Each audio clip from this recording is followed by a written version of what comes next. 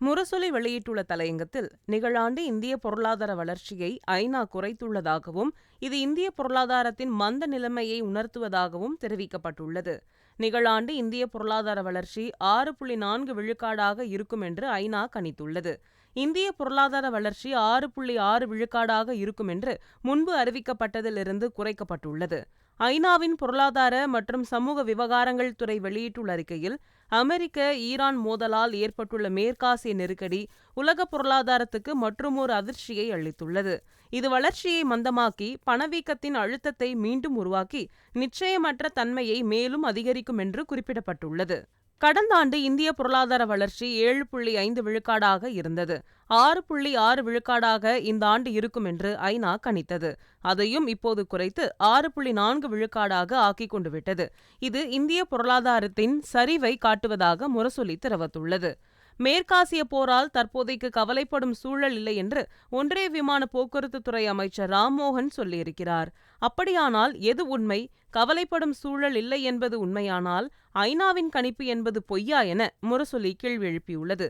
தங்கம் வாங்கி வைக்காதீர்கள், வெளிநாடு போகாதீர்கள், வீட்டுக்குள்ளிருந்து பணியாற்றுங்கள், இயற்கை விவசாயத்துக்கு மாறுங்கள், பெட்ரோல் மற்றும் டீசல் பயன்பாட்டை குறையுங்கள் என்று பிரதமர் சொல்கிறார். ஆனால் அவரது அமைச்சரவையில் இருக்கும் ஒரு அமைச்சர் மேற்காசிய போரால் கவலைப்படும் சூழல் இல்லை என்கிறார். எது உண்மை? போருக்கு தொடர்பில்லாத கட்டுப்பாடுகளை விதிக்கிறாரா பிரதமர், அல்லது உண்மையை மறைக்கிறாரா ஒன்றிய அமைச்சர்? இந்த பொருளாதார மந்தத்துக்கு போர் மட்டும்தான் காரணமா? வேறு காரணங்கள் எதுவும் இல்லையா? இந்திய பொருளாதார வளர்ச்சிக்காக இதுவரை செய்யப்பட்ட சீர்திருத்தங்கள், நடவடிக்கைகள் பயனளிக்காமல் போனது ஏன் என்றும் முரசொலி அடுக்கடுக்காக கேள்வி எழுப்பியுள்ளது.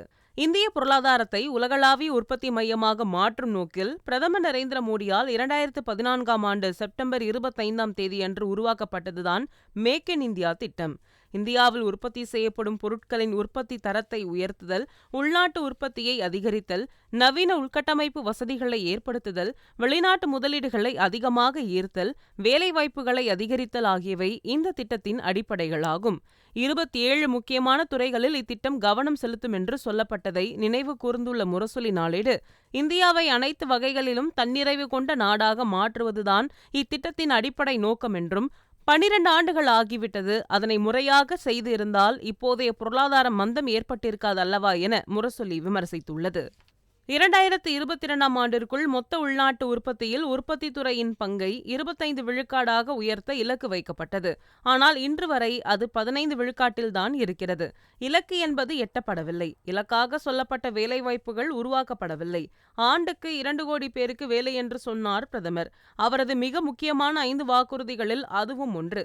அதை அவர் நிறைவேற்றவில்லை என முரசொலி சுட்டிக்காட்டியுள்ளது. 2025ஆம் ஆண்டிற்குள் 100 பில்லியன் அமெரிக்க டாலர் முதலீட்டை உற்பத்தி துறையில் ஈர்க்கப் போவதாக சொல்லப்பட்டது.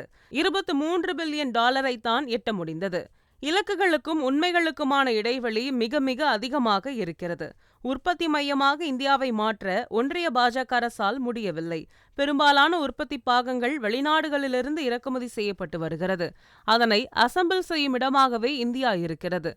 அதனால்தான் மேக் இன் இந்தியா திட்டத்தை அசெம்பிள் இன் இந்தியா திட்டம் என்று கிண்டல் அடிக்கிறார்கள் என முரசொலி தெரிவித்துள்ளது. குறு, சிறு மற்றும் நடுத்தர தொழில் நிறுவனங்களை ஊக்குவிக்கவில்லை. ஒன்றிய அரசின் அதிகப்படியான வரிகள் இத்தொழில்களை முடக்கி வருகிறது. இந்திய பொருளாதாரத்தையே சீர்திருத்தம் செய்ய போகிறோம் என்று சொல்லி 500, 1000 ரூபாய் நோட்டுகளை ஒழித்தார்கள். இந்தியாவில் நடக்கும் பொருளாதார சுதந்திர போராட்டமாக இது சொல்லப்பட்டது. இந்தியாவுக்கு இன்னொரு விடுதலை நாளாக இதனை பலரும் பீற்றிக் கொண்டார்கள். 2000 ரூபாய் நோட்டு அறிமுகமானது. பின்னர் அதையும் ஒழித்தார்கள். கருப்பு பணத்தை ஒழிக்கப் போவதாக சொல்லப்பட்டது. எவ்வளவு அச்சடிக்கப்பட்டு இருந்ததோ அது ரிசர்வ் வங்கிக்கு திரும்பிவிட்டது. அப்படியானால் கருப்பு பணம் எங்கே? ஏதுமில்லை. புழக்கத்தில் விடப்பட்ட நோட்டுகளில் 99 விழுக்காடு ரிசர்வ் வங்கிக்கு திரும்பிவிட்டது என்றால் எதற்காக ரூபாய் நோட்டுகளை வைத்து இப்படி ஒரு ஆட்டம் ஆடினார்கள்? வெறும் திசை திருப்பலுக்கு மட்டுமே இது பயன்பட்டுள்ளது. பொருளாதாரத்தில் இதுவரை செய்யப்பட்டது அனைத்தும் தன்னைத்தானே ஏமாற்றிக் கொள்ளும் தந்திரங்களாக மட்டுமே முடிந்துள்ளன என்பதைத்தான் ஐநாவின் விழுக்காடு குறைப்பு உணர்த்துவதாக முரசொலி நாளேடு தனது தலையங்கத்தில் தெரிவித்துள்ளது.